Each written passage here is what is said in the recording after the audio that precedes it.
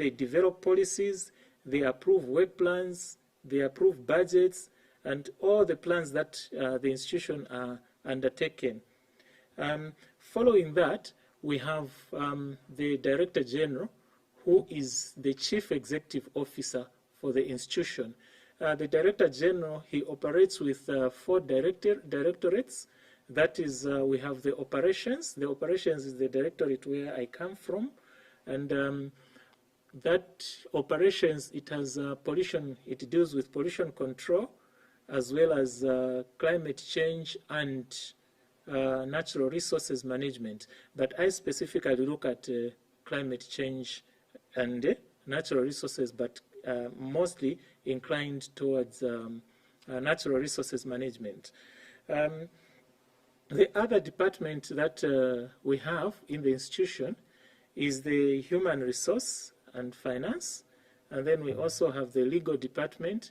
Apart from that, we have the planning, research, and information management.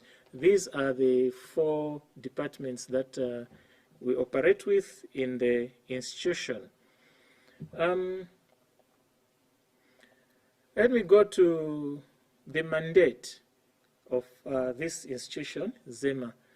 ZEMA has a mandate to do all such things as are necessary to ensure that there is sustainable management of natural resources, there is protection of the environment, and then we also prevent and control pollution.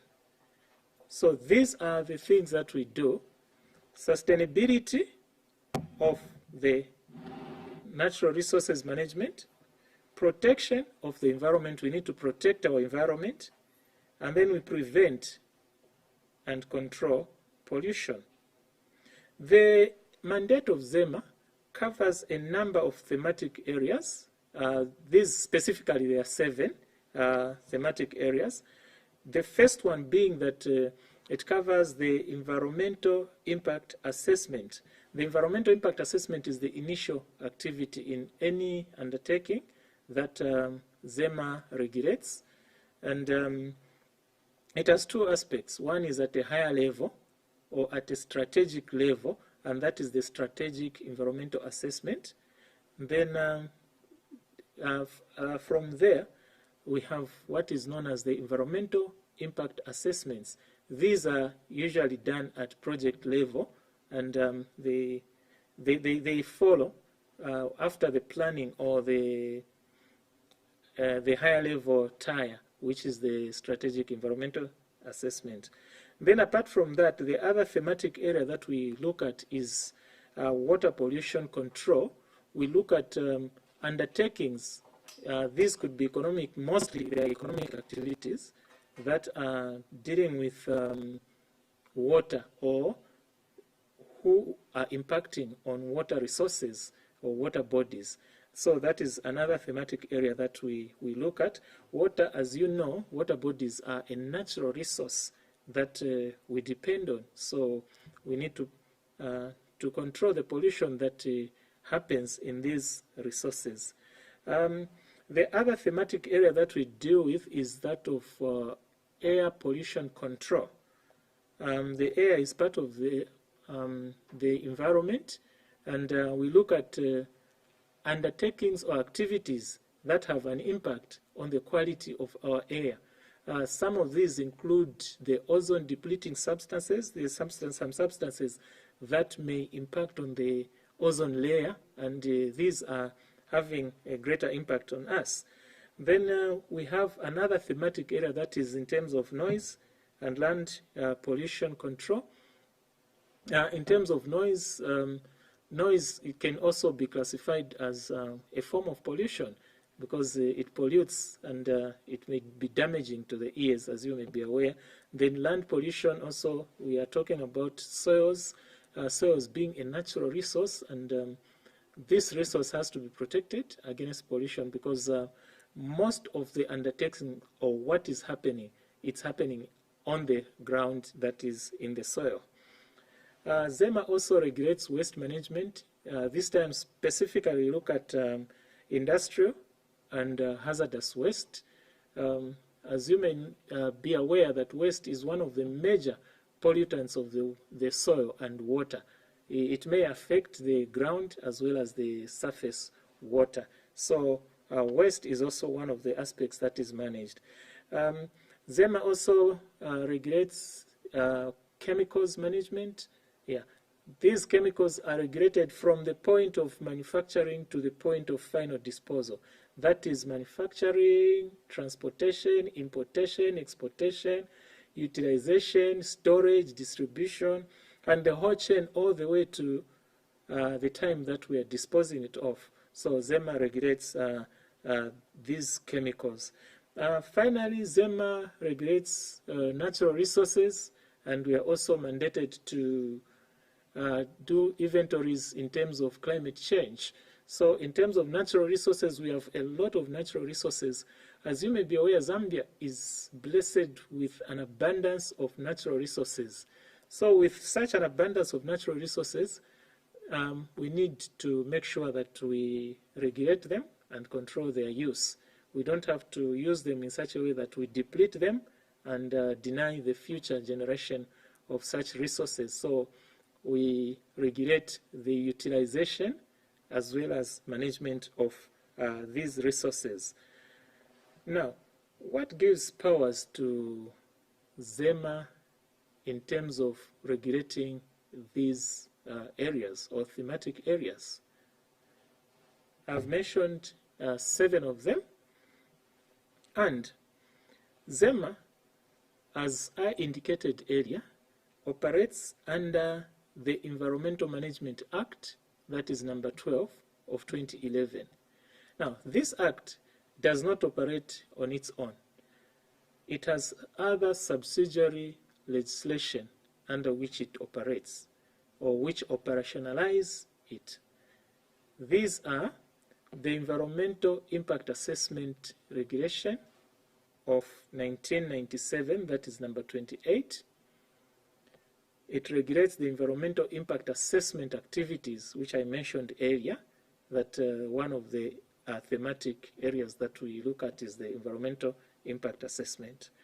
The second one is the licensing regulations. These are statutory instruments number 112 of 2013. These statutory instruments, they regulate pollution control. We look at the control of pollution in all aspects, that is water pollution, air pollution, land pollution, and chemicals management, waste management, and so on. So whatever pollution that is there, this is regulated under the statutory instrument number 112 of 2013. Finally, ZEMA is also mandated by the statutory instrument number 65 of 2018. This is the extended producer responsibility. This is the SI that extends the responsibility to the producer, or it tells you that the one who is supposed to, the one who produces is supposed to take care of the environment. So the person who pollutes has to make sure that they take care of the environment in their production. So those are the pieces of legislation that the ZEMA gives ZEMA its powers. Now, before I come to the next section where I would like to discuss on issues of national development and the contribution of ZEMA to this national development, I wish to indicate here that later on we'll be opening up the call lines, and you'll be able to call us and reach us on 076 425 0055. You'll be able to reach us on 076 425 0055. That is for your contributions or comments, and make sure that as you are doing your comments or contribution, you reduce the volume on your television set, or you switch off completely before calling. So the phone lines will be opened shortly, but let me go on to discuss one aspect, then some aspects of development as we relate to environmental management. First of all, generally ZEMA is placed in between the balance, because we are trying to balance up between natural resources management on one hand and development on the other hand. Now, wherever there is development, somehow natural resources will have to be used, or in certain instances they might be destroyed. So now ZEMA is sitting in between, trying to balance up. It's a national regulator that is trying to bring out this balance strategically, of course. Now, how does ZEMA do this or undertake this activity? What's happening is that there is what is known as the environmental impact assessment, which I've been talking about. What this environmental impact assessment does is that any person who wishes to undertake an activity that will have an impact on the environment or natural resources will have to do environmental impact assessment. What does this entail? This entails that they do a systematic study, look at the environment where this proposed development is supposed to take place, what is there, and what do we intend to do to bring about economic development. So now, as we are looking at this, we look at the impacts now. What are the impacts of my development on this piece of land, or on the environment, or natural resources?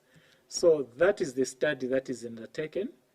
And then in that study, the developer or the person who is proposing a development is supposed to now propose mitigation measures. What mitigation am I going to undertake to make sure that I take care of the environment, but at the same time, development has to go on, because we cannot stop development and we cannot stop the conservation of the environment. So now, the developer now have to propose some measures which he will be committed to make sure that he takes care of the environment and he gains some profit from the undertaking that he's doing. So that is the environmental impact assessment. That's what it does. So in a nutshell, ZEMA does not stop development, but we just regulate to say, okay, let's strike a compromise between development and environment. For example, taking an example of 2019.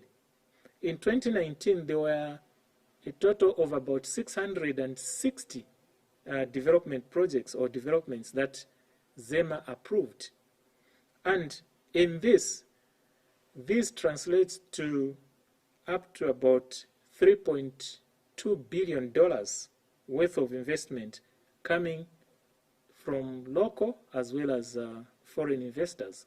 So there's a compromise that we try to strike. So we don't stop development, but we contribute to national development. Of course, we try and make sure that this development is sustainable. Sustainable meaning that it has to adhere to the pillars of sustainability. First of all, it has to be economically viable. Secondly, it has to be socially accepted. And thirdly, environmentally friendly. That is sustainability, meaning that when you adhere to this, the development will take place and the environment will be taken care of.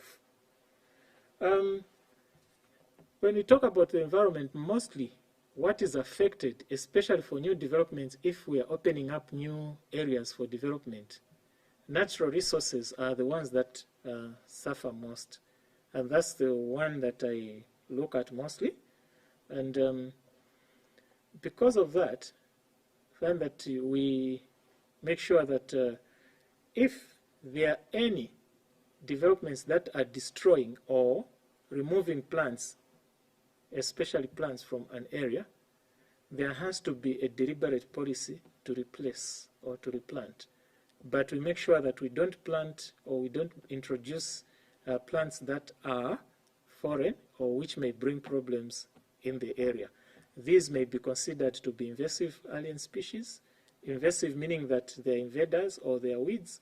Alien meaning that they are foreign, and species, they could be plants or animals. Examples that we could have, we could talk about, for example, the kaffir weed. Kaffir weed has been a common weed in the environment in the 1990s, the late 1990s. It had really created problems, especially on the Kaffir River, hence the name kaffir weed. The other one that we could think of is the Kariba weed. In the 1960s, that's when it was introduced, but quickly it was cleared or it was managed. However, this plant species is still problematic in certain water bodies. Like right now, we are talking about the Lukanga swamps, which is a fisheries resource. It's a natural resource where people are deriving benefits in terms of fishing, but there is this plant that is creating problems. The kaffir weed was creating problems on the Kaffir River, impacting on the tourism. It was also impacting on the fisheries. Because of the presence of that weed, it was difficult to navigate through such rivers. We have the Lantana Camara, which is causing problems in the Moswotunya National Park, specifically the World Heritage Site at the Victoria Falls.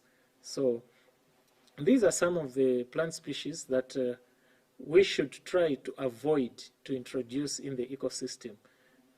At the moment, we are also talking about the what is known as the Mimosa pigra. It's a plant that is causing problems in wetlands. For example, in the Kaffir Flats, Lochinver National Park, it has really taken up much of that area.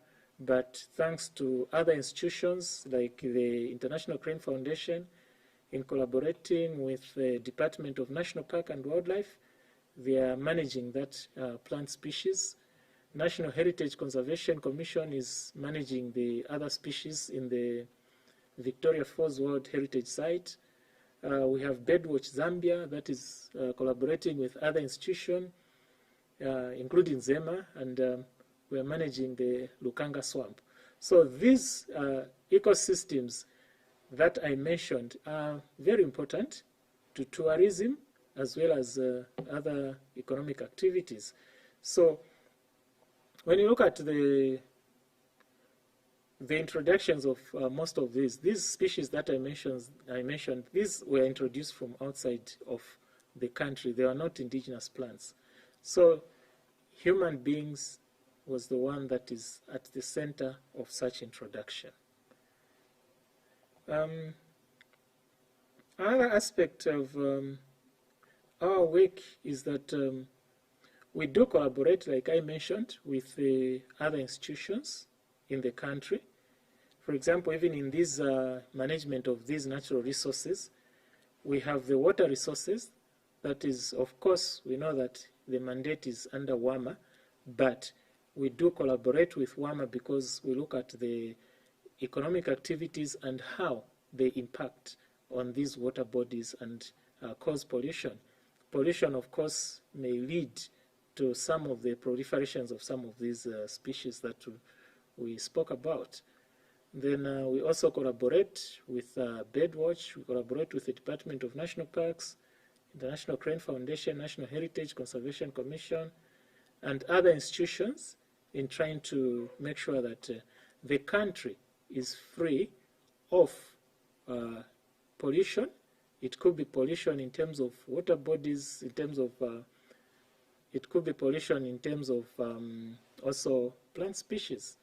So the institution ZEMA works with other institutions in managing these natural resources. The next thing that I would like to talk about is in terms of our geographic spread. You know, Zambia has 10 provinces, and the Zambia Environmental Management Agency is located in 5 of these provinces. So whichever area that one may talk about, they'll be able to reach ZEMA and benefit from the services that we offer or the things that we do through our regional offices. I can start with Lusaka. Lusaka, there is the headquarters, which takes care of Lusaka province itself, Western province, Central province, going all the way to the Northern province. That is one area. The other area is Chipata. Chipata takes care of the Eastern province. And then we have in the Southern province, we have two offices. Sorry, we have one actually, because Chirundu now is no longer under Southern province, but Lusaka province. We have Livingstone office that looks at the Southern province, and then Chirundu that looks at that area of Lusaka province. Mostly Chirundu looks at the border operations as well as the tourism that is taking place, extending all the way to the Lower Zambezi, down to Siavonga and some parts of the Kafue area. And then we have Ndola office. Ndola office, commonly known as the Northern Regional Office in the ZEMA circles. Ndola and Solwezi, they look at the northern parts. Ndola takes care of the Copper Belt going all the way to Luapula province. But now, when it comes to Northern province, Northwestern province, the Solwezi office takes care of that and looks at that region. It's also the regional office. So, in short, when we talk about our region, we have North and South, meaning that Ndola and Solwezi, they are classified as the operations North, and then Lusaka, Chipata, Livingstone, and Chirundu, they are South. So we have 5 offices located in 5 provinces. However, there are plans to extend to other provinces as well.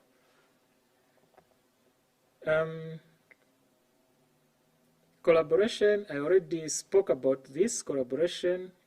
We collaborate with other institutions, especially when we talk about the environmental impact assessments. We do collaborate because whenever a development is proposed in any area, what happens is that whichever area that a development is proposed, you find that development takes place within what I may term as the context. It doesn't take place in isolation. For example, it may be in a certain district. We know that if there's some development that is proposed in a certain district and it is having an impact on the environment, and it is required that it undertakes the environmental impact assessment, then the district managers or the local authorities in that particular area will be consulted. If it is in a national park, we know that the Department of National Parks and Wildlife may come on board and be consulted. If it is something that is going to impact on water bodies, we know that the Water Resources Management Authority has that mandate and it has to be consulted before such a development is taking place. If it is in a forest, for example, it is also imperative that the Forestry Department has to be informed about such development. So you will notice that in its operations, ZEMA does not work as an island. It works with other institutions in terms of consultations and the decisions that it undertakes to approve or disapprove this development. Before, there are just a couple of things that I would like to mention before we open up the phone lines. The phone line will be open, that is 076 425 0055. You'll be able to call and we should be able to interact. That is for your contributions or comments or even questions. So make sure that you reduce the volume or switch off your TV before calling. There are a number of successes that ZEMA has scored during the past. For example, the offices, a few offices were opened in 2019. There was an office that was opened in Chipata. There was another office that was opened in Solwezi. Those are new offices. Then improved process, that is in terms of environmental impact assessment, the process has been improved with the new legislation that, with the review of the legislation that is underway. Then apart from that, there's also the other legislation that is the extended producer responsibility that is that was enacted in 2018. You might have noticed with this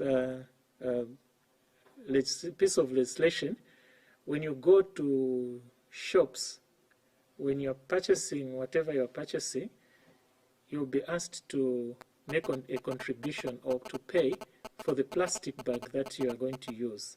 So these are some of the successes that we've scored. Of course, whatever we do, things cannot go without challenges. There are some challenges to our operations. Like I indicated earlier, that the institution is only present in 5 provinces out of the 10, that is half. So because of that, we find that we have limited in terms of reach. We may not be able to reach all the parts of the country, but because of this proximity of having offices, regional offices, people may be able to go and visit some of these offices and get the services. So these are some of the challenges, and of course we have a challenge of human resource because of this geographical reach, which is not 100%. Yeah. So at this point, I would like to, we have opened the phone lines. If there is any contributions or comments, you can reach us on the phone line, the line that is showing on the screen, that is 0764250055.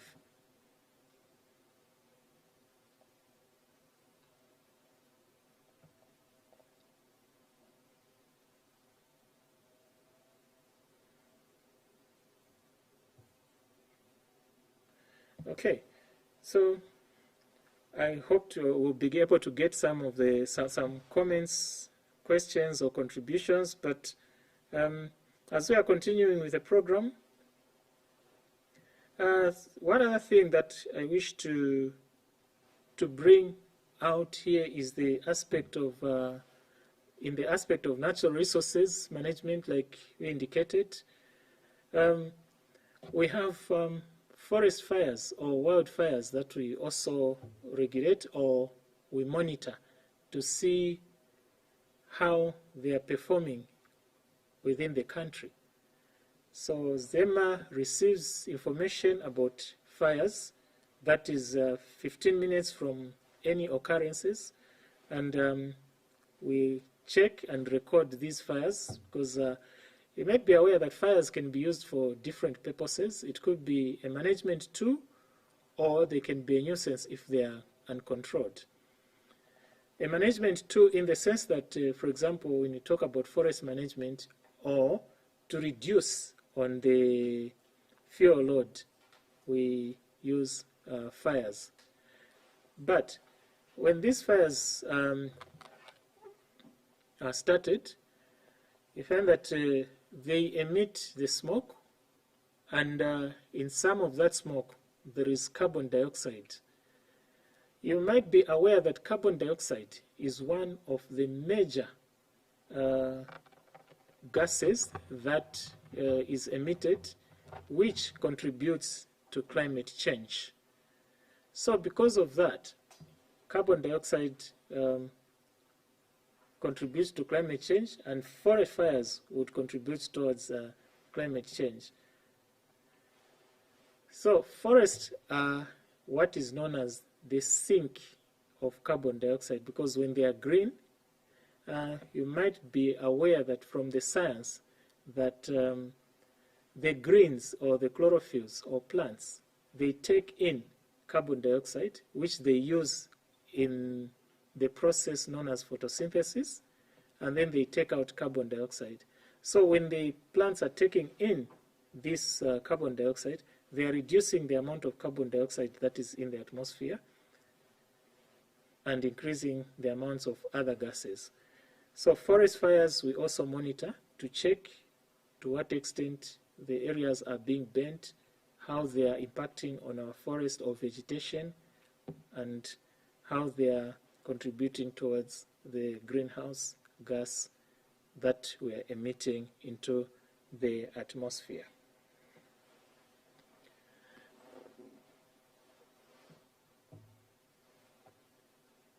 Then continuing with invasive alien species, I would like to just bring this into perspective just to show how or to what extent these species may impact on the livelihood of, on our livelihood. When we talk about, for example, the Mimosa pigra, I did mention that this plant species is one of the species that has really impacted on the Kafue Flats, that is specifically the Lochinvar National Park. The impact is on tourism. This species covers mostly, it's a plant that grows in between a water body and the land, or in a wetland. So when it grows, wherever it grows, it will restrict access to the water body, such that even animals will not have access to drinking water in a water body.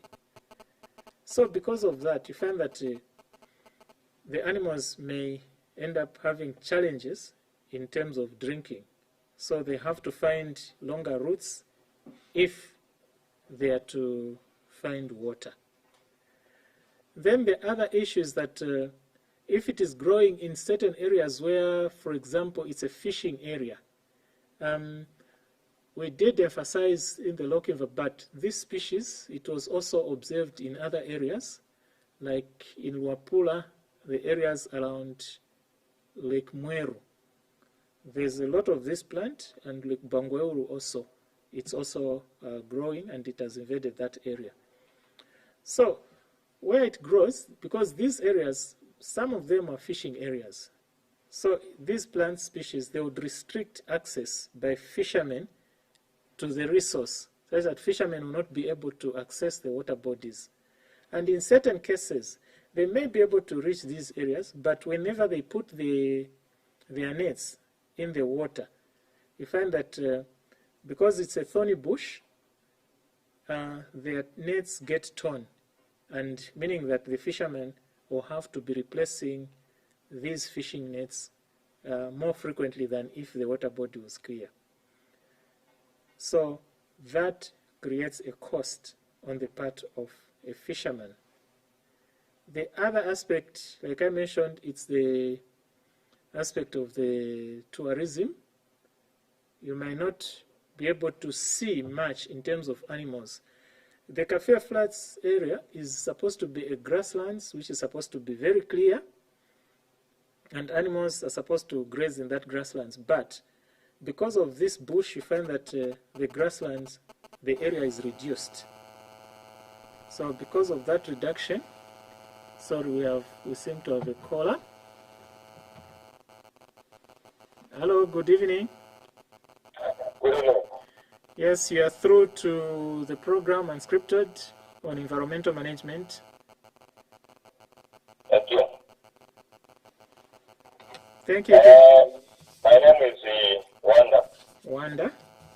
Yes, Wanda, you can go. From Mamba, the Wembe district. Okay, you can go ahead with your contribution, question, or comment. Yeah, I want to find out from you one thing.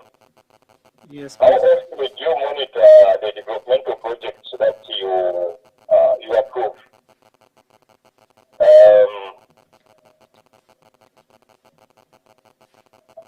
Go on. Yes, because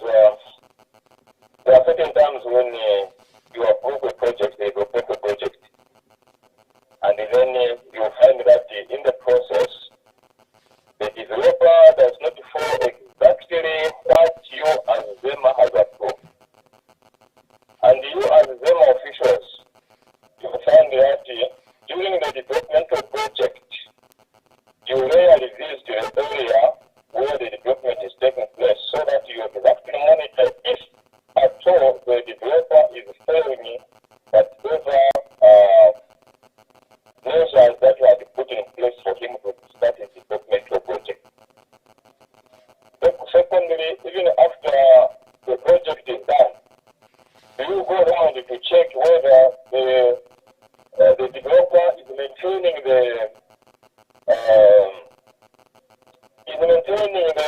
developmental project as it was agreed or not? If there are any challenges, especially if it is a project that affects people, those people who are affected, are they, do you monitor them and find out whether they are using well or whether whatever was agreed with the developer has been followed to the latter or not?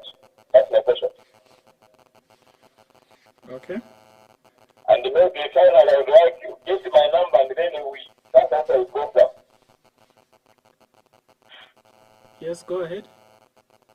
I'm through. Okay. I'll give you answer. All right, okay. Thank you very much. Yes, that is the caller from Sinazongwe by the name of Wanda.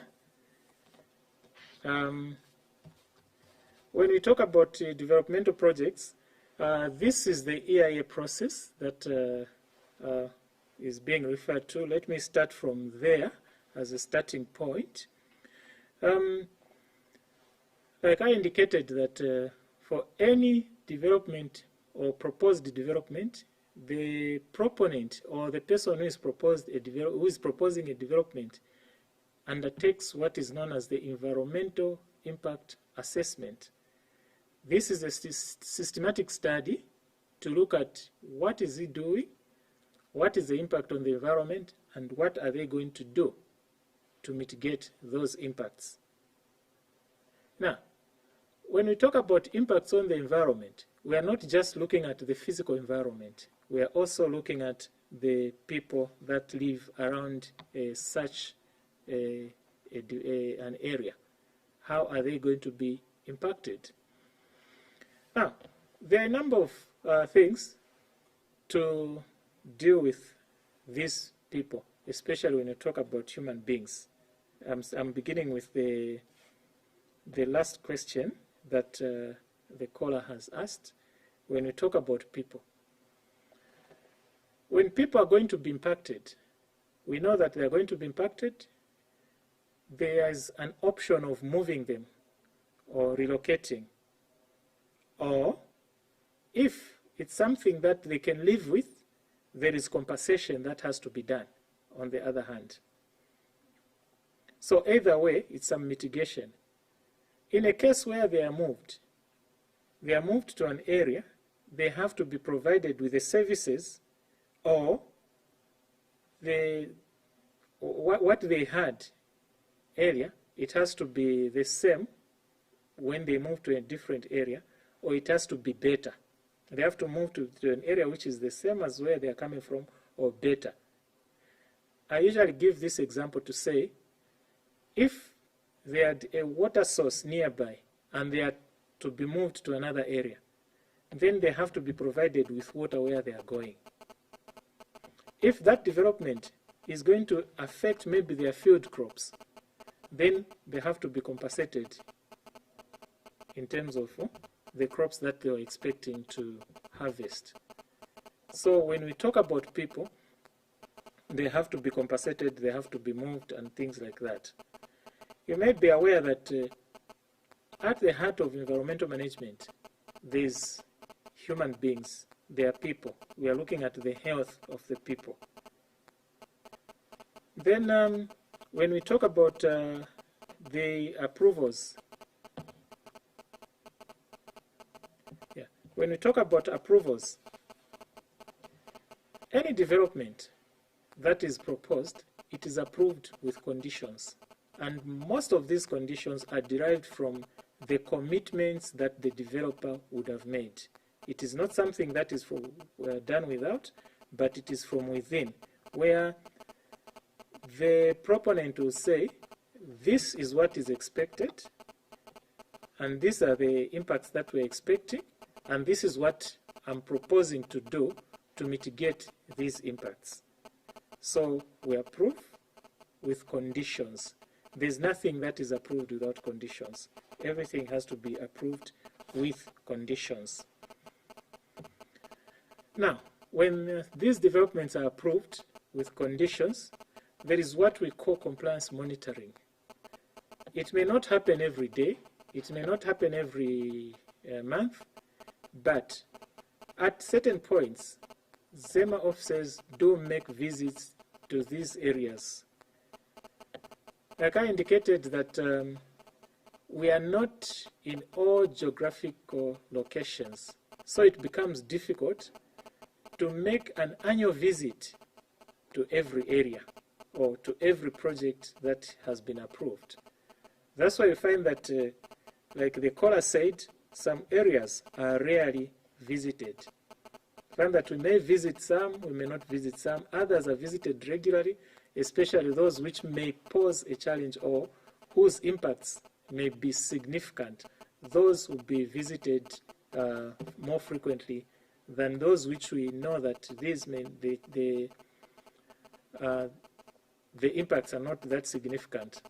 Significant, it may mean, it may involve a larger area, it may involve a longer time period, it must all involve maybe a larger population that is being affected, or maybe it may be a water body that is impacted. Yeah. So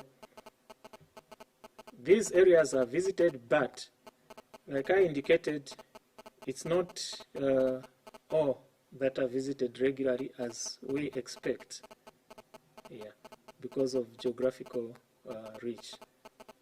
I hope I've addressed the concerns of Mr. Wanda from Sinazongwe.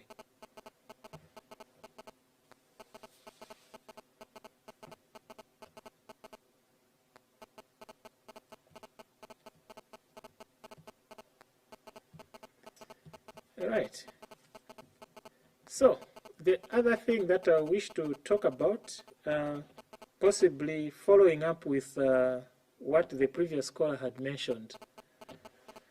You know, I've been emphasizing on the fact that we are not in all the 10 provinces. We are only in 5 out of the 10.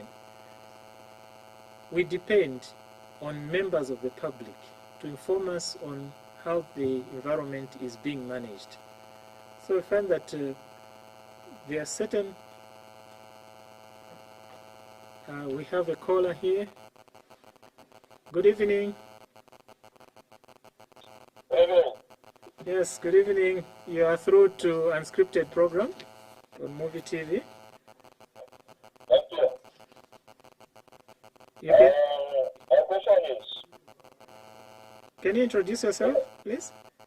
sorry? Would you introduce yourself, please? Some call Mr. Wanda. Oh, Mr. Wanda. Okay. Yes. My question is, in a case where the developer does not, and I mean that does not Does not. do what you as the ZEMA approved on your decision letter, where does the person who is affected take this issue? Okay. Yes. All right. Thank you very much. Do you have anything else? That's all. All right. Okay. Yeah. And also, when I'm saying, why I said services, we saw a lot of changes from the Livingston office, the staff from Livingston office, who are monitoring the project. During the same project, 2 officers were, I don't know whether it was the right or maybe it was the somebody we don't know. So to us, as people affected, we take it that it is because they are failing to address what the affected are complaining about. And as a result, people will just go out to resign from the office and go somewhere else. And then somebody else comes in, he started recently, so, but otherwise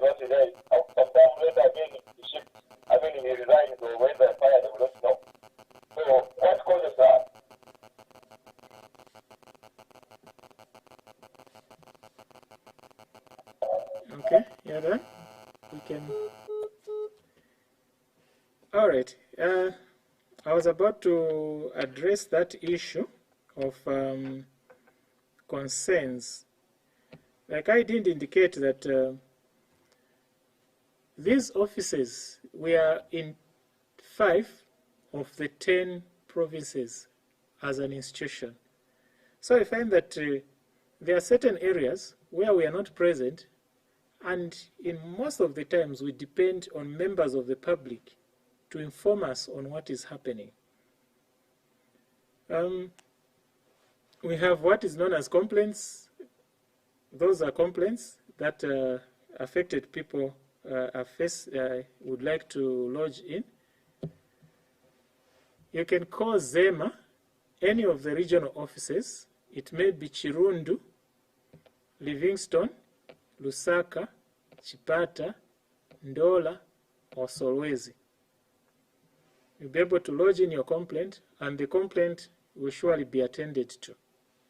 We follow up on these complaints and check what is happening, because, you know, we are, like I indicated, that we are not in all the geographical, the provinces in the country.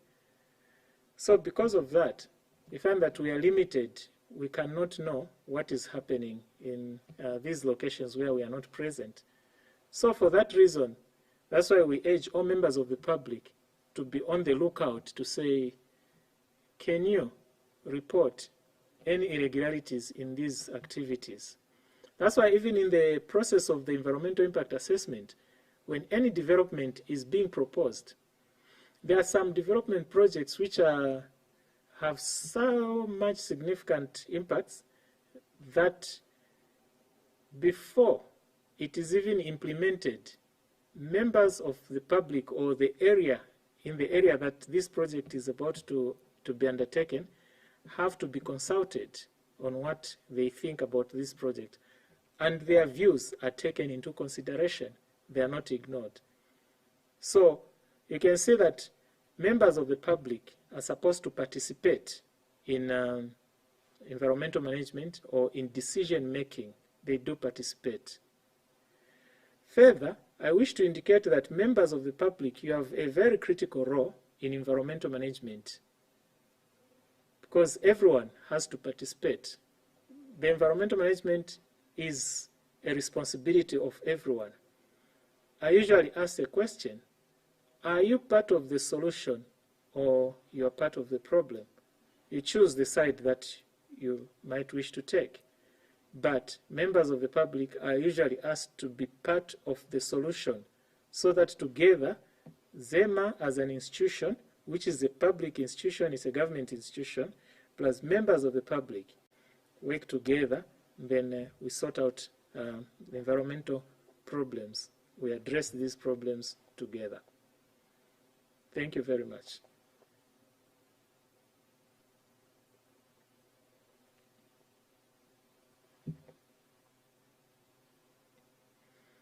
Okay, we are not getting any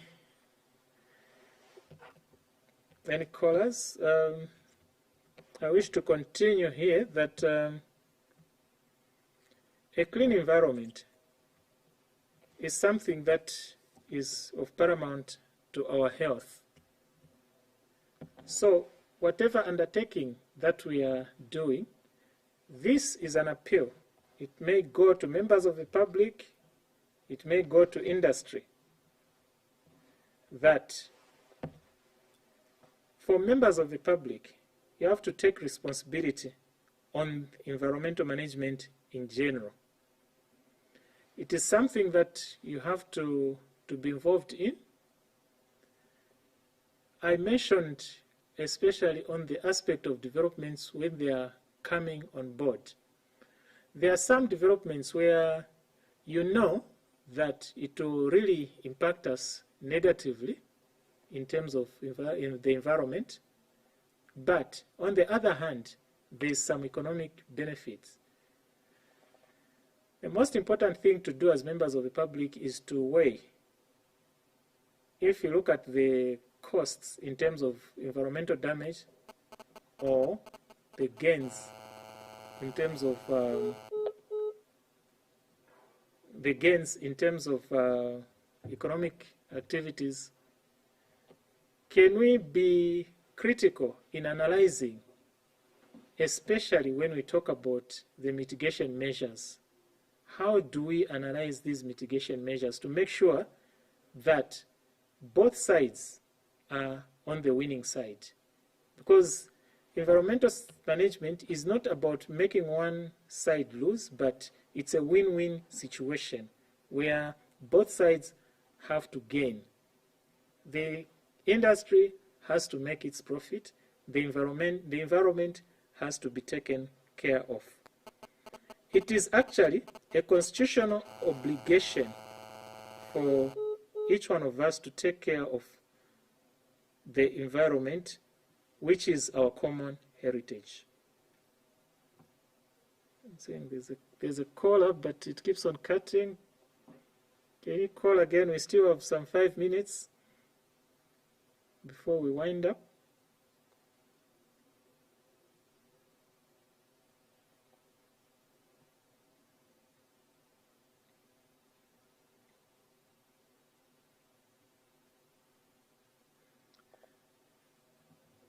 Okay, so in conclusion, I would like to state that with the fast-paced economic development comes serious environmental challenges, which require our collective responsibility, that is institutions as well as members of the public, to manage and ensure that there is sustainable future.